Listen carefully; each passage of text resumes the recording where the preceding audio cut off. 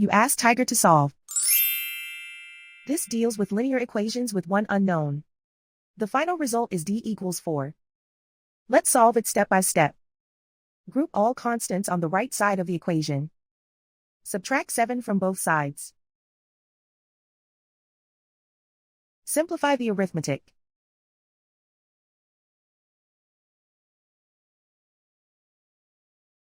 Isolate the d. Multiply both sides by 2.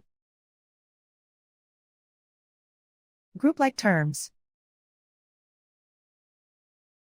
Multiply the coefficients. Simplify the fraction. Simplify the arithmetic.